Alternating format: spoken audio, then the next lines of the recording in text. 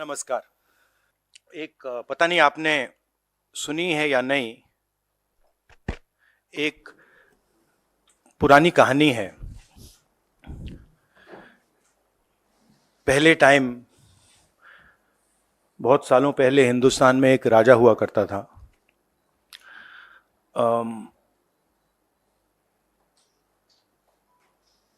उसके खिलाफ सारे लोग खड़े हो गए थे। पूरी जनता,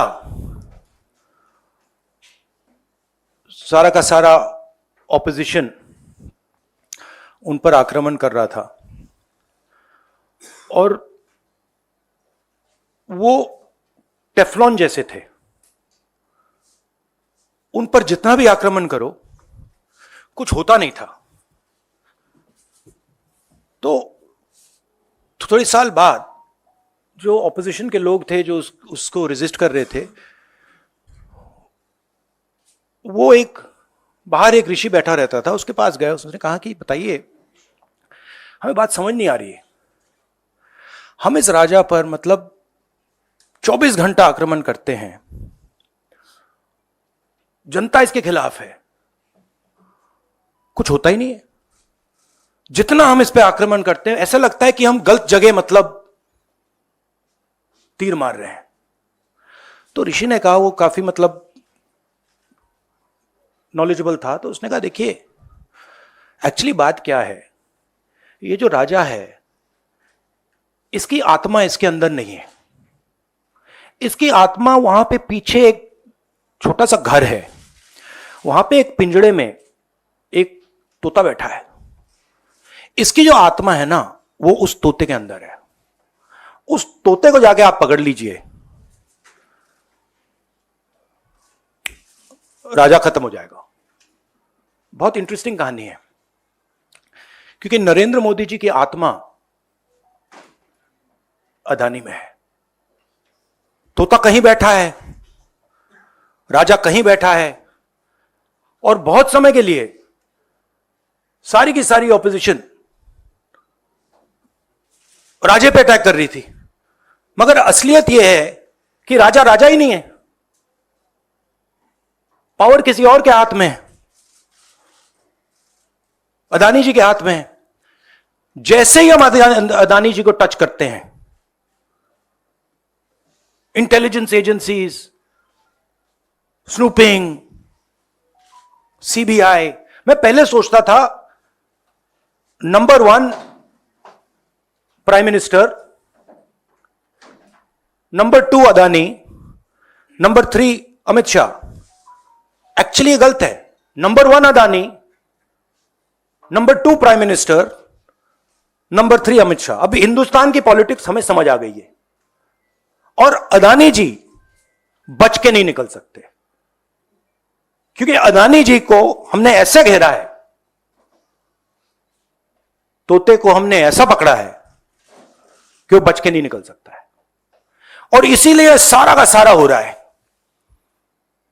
डिस्ट्रैक्शन पॉलिटिक्स, कि देश की निगाह, ऑपोजिशन की निगाह पिंजरे में बैठा हुआ तोते की ओर ना चले जाए। तो हमें काफी क्लैरिटी है। आप देखिए, पूरे ऑपोजिशन के खिलाफ यहां पे एप्पल का नोटिस आता है। मैंने इसको थोड़ा आपके लिए बड़ा करके दिखाया है। देखिए, अच्छी तरह देखिए, ये तोते का काम है, राइट?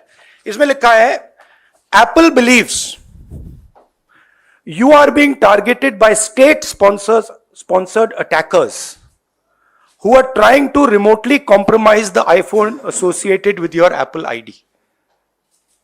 अब ये मेरे ऑफिस में सब लोगों को मिला है, वेणुगोपाल जी को मिला है, कांग्रेस पार्टी में लिस्ट बनी हुई है, पवन खेड़ा, सुप्रिया, सीताराम येचुरी, अखिलेश यादव, प्रियंका चतुर्वेदी, महुआ मोइत्रा, राघव चड्ढा, टीएस सिंहदेव, लिस्ट है। और ये सारे के सारे किसी ना किसी तरीके से इस मामले में इन्वॉल्व है। और देश के युवाओं को मैं समझाना चाहता हूं, बताना चाहता हूं यहां हो क्या रहा है।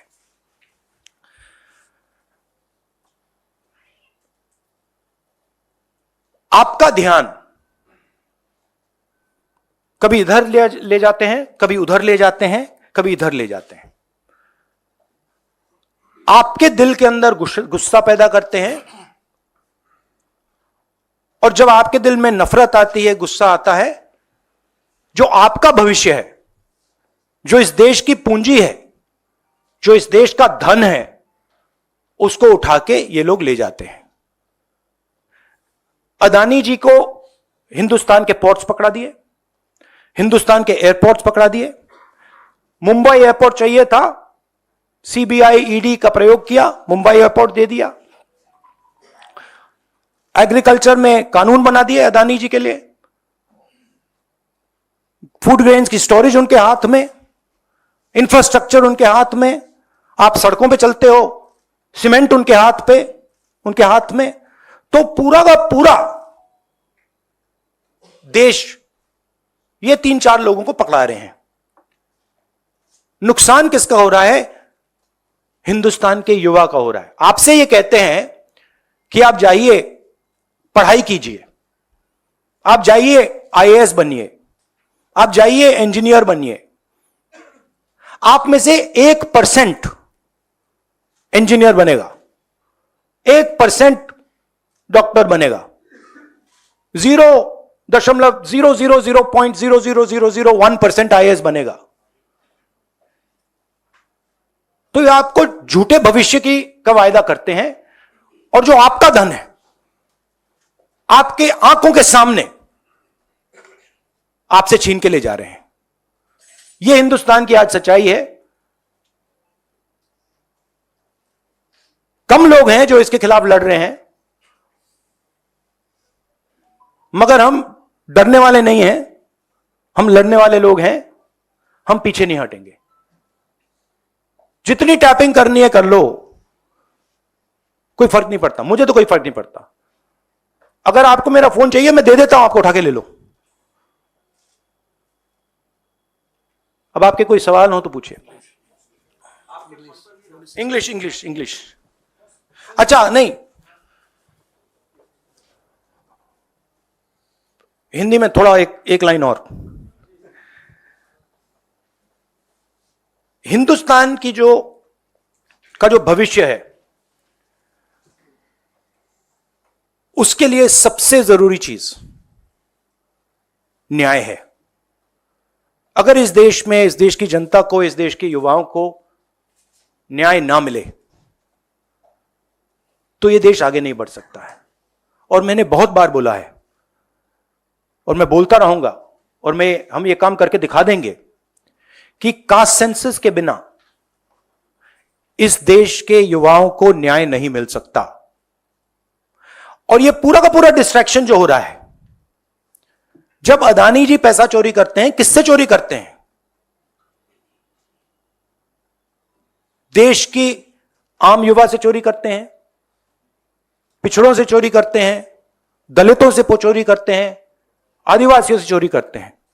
जब अदानी जी कोयले में, ऑस्ट्रेलिया में जब नाव चलती है, यहां आती है, जब वो ओवर इनवॉइसिंग करते हैं, तो अदानी जी किसकी जेब से चोरी कर रहे हैं पैसा? जो आप बिजली खरीदते हो उसमें अदानी टैक्स है, ट्रेन में आप जाते हो उसमें अदानी टैक्स है, फ्रेट घूमता है उस पर अदानी टैक्स है। टैक्स किससे, कहां से आ रहा है? पिछड़ों की जेब से, दलितों की जेब से, आदिवासियों की जेब से, गरीब लोगों की जेब से, छोटे व्यापारियों की जेब से, और पूरा का पूरा ट्रांसफर इनकी जेब में हो रहा है। In English, brother. See, there's a beautiful story, old Indian story. There was a king, very nasty king, and he was attacking everybody, stealing from everybody. Everybody was disturbed. And his opposition would keep trying to fight him. Nothing would happen to the man. They'd keep attacking, keep attacking, keep attacking. They're very confused. Why is nothing happening to this man? What is going on? And this went on for a couple of years. And then after some time, there was this wise man who used to do dhyan outside. And so they went to him and they said, what is going on? We keep attacking this man. Every day we attack this man. Nothing happens to this man. And the gentleman said, look, the reason is that this man's soul is actually somewhere else. The frame, the image is of the king. But jo iski atma hai, the soul is somewhere else. So they asked him, where is the soul? And he said, the soul is there in a village in the corner. If you go, there's a little cage, and inside that cage there is a parrot. And if you go and you kill that parrot, the king will fall. Right? And that is exactly what is going on here. Mr. Narendra Modi's soul is Mr. Adani. Right? And no matter how much we attack Mr. Narendra Modi, it doesn't have an effect. Because the soul is somewhere else.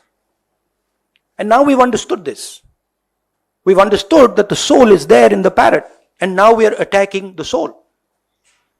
And that is why all this is going on. That is why Apple is sending messages.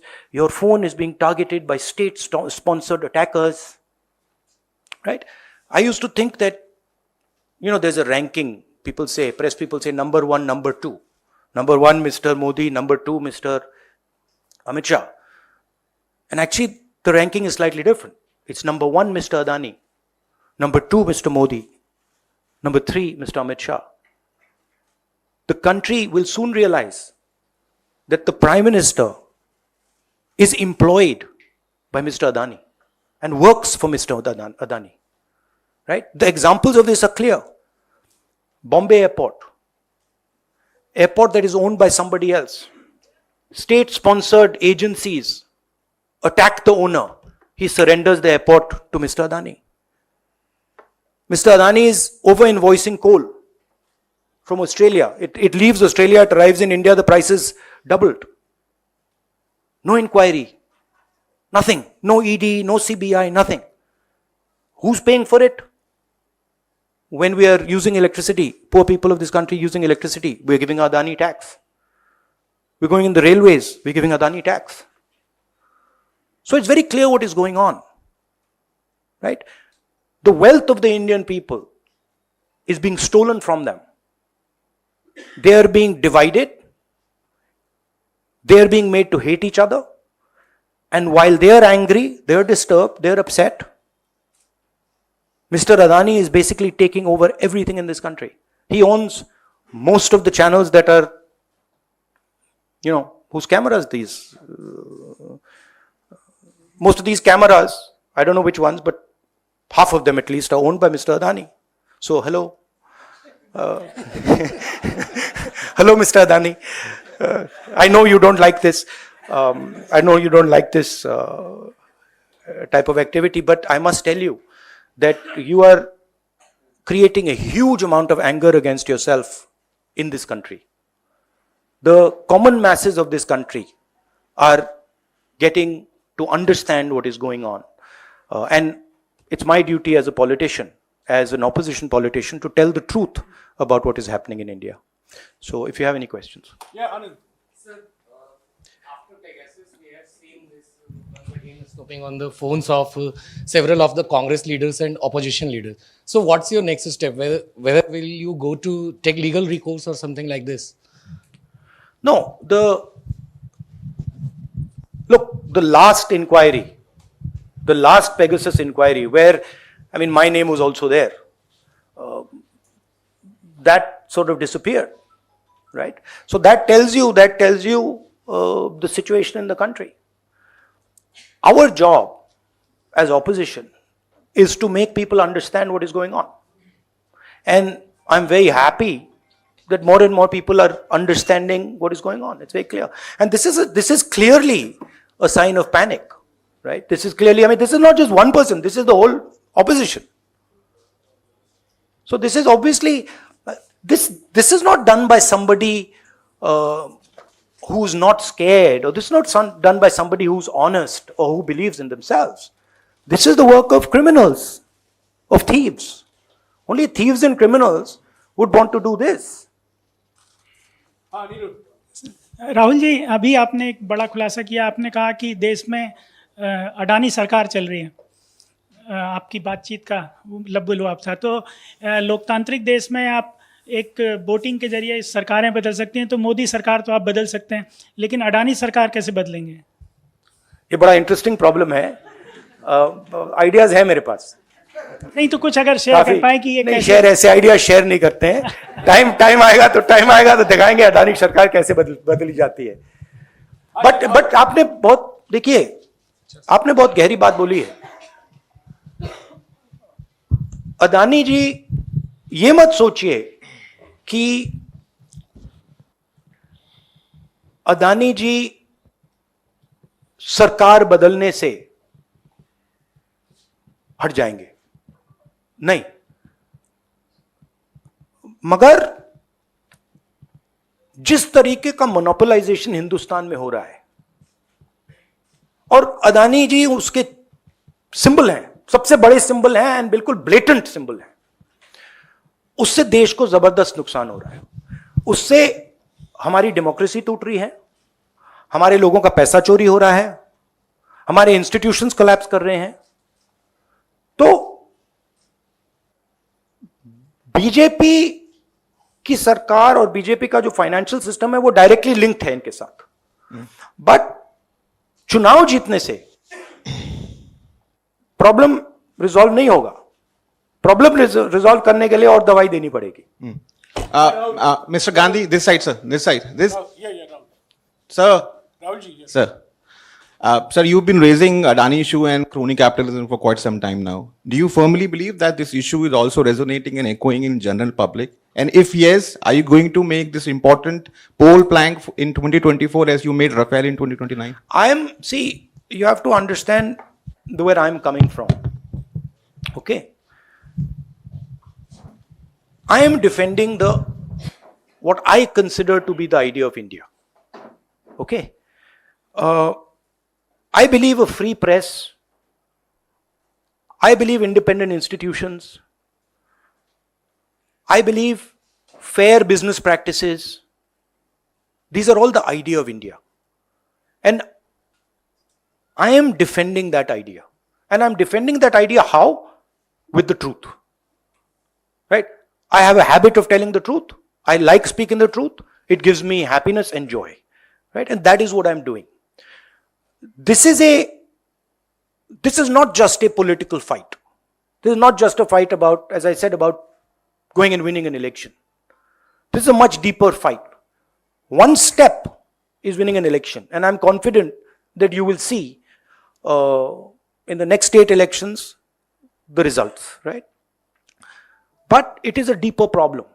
We were enslaved. Please remember, all the young people in this country, please remember, we were enslaved by a monopoly. We became slaves of a monopoly. It was called the East India Company. It was a foreign monopoly. It had partners in India. And we are being enslaved by a monopoly again. So we are fighting actually for the independence of this country. Many people are not realizing this right now. You will come to realize it. But what is going on is a continuation of the freedom struggle, the fight against monopoly capital which made our country into a slave country. Yeah, Ajay.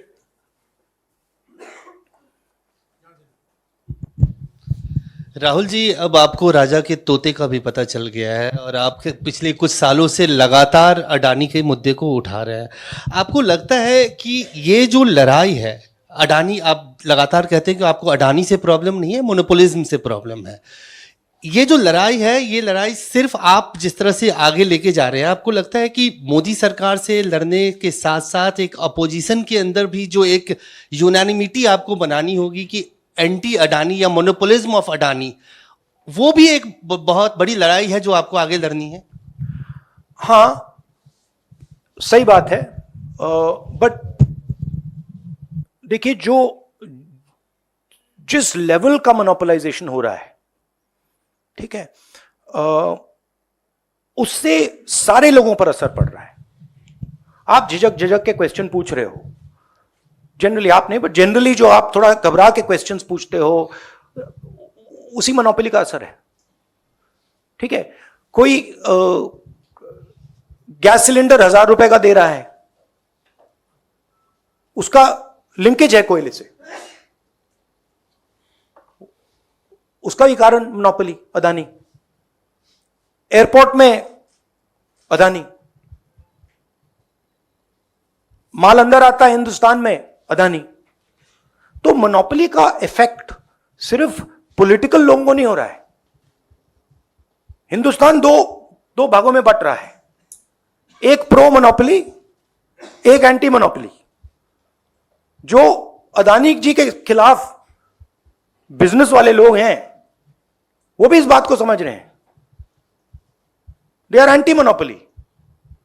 तो देश दो parts में divide हो रहा है, pro monopoly,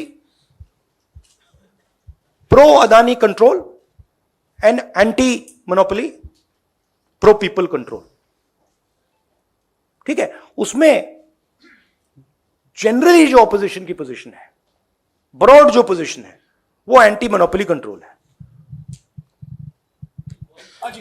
Rahul ji नमस्कार। हाँ,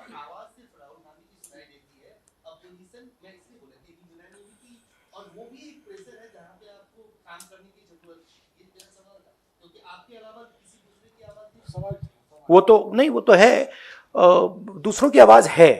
it is not that दूसरों की आवाज नहीं है। आप लोग थोड़ा ज्यादा मेरे ऊपर फोकस कर जाते हो। राहुल जी नमस्कार। राहुल जी नमस्कार। इधर नहीं, मैं अकेला नहीं हूं। ये एक कॉन्सेप्ट है, एक आइडिया है, हिंदुस्तान का एक आइडिया है। मैं अकेला नहीं हूं, करोड़ों लोग खड़े हैं मेरे साथ। वो अलग बात है कि उनके हाथों में लाखों करोड़ रुपए नहीं है, मगर वो सब खड़े हुए हैं, सबको दिख रहा है, सबको दिख रहा है देश में क्या हो रहा है। अदानी जी एज नंबर 1, सबको दिख रहा है। राहुल जी नमस्कार। राहुल जी, मेरा सवाल है, आपने निष्पक्ष, राहुल जी इधर सामने, आपके ठीक सामने। राहुल जी नमस्कार। अब मेरा सवाल है, जिस तरीके से निष्पक्ष न्याय का आपने जिक्र किया है और उसमें भागीदारी रिजर्वेशन को लेकर ओबीसी का आपने जिक्र किया है, कल एक फैसला आया सुप्रीम कोर्ट का, क्या आपका ये जो बयान है इससे जुड़ा हुआ है, या कैसे न्याय कैसे निष्पक्ष सुनिश्चित हो, भागीदारी क्या न्यायपालिका में भी, क्या आप उसका जिक्र करें? आरक्षण का ये इशू स्पष्ट कीजिए, ये क्योंकि देखिए, मराठा आरक्षण को लेकर भी लड़ाई एक सिंबल है। अदानी जी एक सिंबल है। जैसे आपने कहा, मेरा पर्सनली अदानी जी के खिलाफ कुछ नहीं है, ठीक है। मैं स्ट्रक्चर को देख रहा हूं और मुझे स्ट्रक्चर में प्रॉब्लम दिख रही है। अगर अदानी जी का कोई और नाम होता तो मैं उसके बारे में बोलता। तो Adani ji has become a symbol of monopolization of India, and monopolization अब सब जगह पहुंच गया है। देखिए, पहले मोनोपोलाइजेशन बिजनेस में था, अब मोनोपोलाइजेशन रेलवेज में आ गया, ट्रांसपोर्ट में आ गया, पोर्ट्स में आ गया, एयरपोर्ट्स में आ गया, यहां आ गया, ईडी सीबीआई में घुस गया। Adani is controlling ED and CBI, brothers, right? Bombay airport, he got Bombay airport by controlling CBI and ED, so he's controlling the country. So that is my problem, number 1. अब main बात क्या है कि number 1 Adani monopoly, number 2 monopoly जो देश के पिछड़े लोग हैं, दलित लोग हैं, आदिवासी लोग हैं, उनका सरकार को चलाने में उनका रोल ही नहीं है। मैंने उस दिन आपसे पूछ दिया, शायद पूछना नहीं था, बट इसमें इस कमरे में कितने पिछड़े लोग बैठे हैं? नहीं, अब आप बैठ गए, आए हो, पता नहीं स्पेशल इनवाइट, बट एक, ठीक है, आप एक हो ना, ठीक है। आपकी आबादी कितनी है हिंदुस्तान में? कितनी होगी? ओके, अब आप देखिए, आप हैं रिपोर्टर्स। अब आप मुझे बताइए, इंडिया के जो टॉप मीडिया कंपनीज हैं जो आपको कंट्रोल करती हैं, उनमें से ओबीसी सीईओज कितने हैं? दलित सीईओज कितने हैं? आदिवासी सीईओज कितने हैं? ओनर्स कितने हैं? Zero, zero. अब this is a huge problem for the country. This is another type of monopoly. So these two monopolies are connected. Adani's monopoly and caste census are directly connected. And what I'm trying to do is show the connection to the people of India. कि ये connected है, कि यहां पे 90 लोग हिंदुस्तान को चलाते हैं, उसमें 3 पिछड़े हैं, पिछड़ों की आबादी 50%, बजट का कंट्रोल 5%, आदिवासियों की आबादी 12%, कंट्रोल 0.01%, मतलब 100 रुपए में से 10 पैसे, दलितों का कंट्रोल 1%, 100 रुपए में से 1 रुपया। तो दिस इज नॉट एक्सेप्टेबल। अगर हम मतलब सुपर पावर की बात कर रहे हैं, देश की प्रगति की बात कर रहे हैं, तो यह स्ट्रक्चर एक्सेप्टेबल ही नहीं है। इसीलिए मैं कास्ट सेंसस का सवाल उठा रहा हूं। And caste census is what? It's x ray. हम ये भी नहीं कह रहे हैं कि एक्शन क्या लेना, हम ये कह रहे हैं भैया पहले एक्सरे लो, पता लगाओ इस देश में अदानी कितने हैं, पिछड़े कितने हैं, दलित कितने हैं, आदिवासी कितने हैं। एक बार डेटा आ जाएगा, उसके बाद हम जो हिंदुस्तान के डेवलपमेंट के नेक्स्ट स्टेप है, रेवोल्यूशनरी स्टेप है, उसको हम शुरू कर सकेंगे। तो ये मेरा मेन पॉइंट है। अरुण हाँ, अरुण हेलो, ये सब सिम्टम्स है ना, ये सारे के सारे मोनोपोली के सिम्टम्स हैं। और कुछ मतलब पूरा का पूरा एक आदमी कंट्रोल कर रहा है। ठीक है, आप हिंदुस्तान के युवाओं को क्या ऑप्शन देते हो? ऑप्शन देते हो आईएएस, कितने बनेंगे? 300 बनेंगे, 400 बनेंगे हर साल। फिर ऑप्शन देते हो इंजीनियर, डॉक्टर, लॉयर, कितने बनेंगे? 1% बन जाएंगे। तो 99% लोगों का क्या होगा? अब उन 99% लोगों को रोजगार कौन देते हैं? छोटे बिजनेस वाले देते हैं।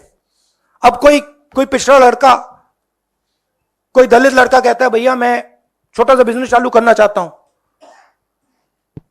15 सेकंड नहीं चलेगा उसका बिजनेस। क्यों? क्योंकि अदानी खड़ा है, उसको बैंक लोन नहीं मिलेगा। तो ये जो सारे के सारे अनएम्प्लॉयमेंट है, ये सारा का सारा स्ट्रक्चर इस मोनोपोली के कारण हो रहा है। आप बताइए, अदानी जी ने हिंदुस्तान के कितने बिजनेसेस खत्म किए हैं? लाखों बिजनेसेस उड़ा दिए हैं। और बिजनेस उड़ाने का क्या मतलब? कि हिंदुस्तान के युवाओं को रोजगार नहीं मिलेगा। तो बड़ा सिंपल कॉम्बिनेशन है, अदानी जी को पैसा दो, हिंदुस्तान के युवाओं को रोजगार मत दो। जो उनमें गुस्सा आएगा उसको गुस्से को और आग दो, और अदानी जी को पैसा दो। ये स्ट्रक्चर है। आज की जो पॉलिटिक्स है जिस एरा में आप हैं, ये बहुत ज्यादा डिपेंडेंट है टेक्नोलॉजी। और आप पेगासस से लेके आज तक जिस तरह से आप लगातार आरोप लगा रहे हैं और जिस तरह के मामले सामने आ रहे हैं, आपको लगता है कि विचारों का स्वतंत्र प्रवाह नहीं हो पाता है? जब आप फोन उठाते हैं तो आप सकते हैं, उस पर बात कर सकते हैं, और इसकी वजह से जो तैयारियां चुनाव की है या पार्टी की रणनीति, वो अफेक्ट होती है, प्रभावित होती है।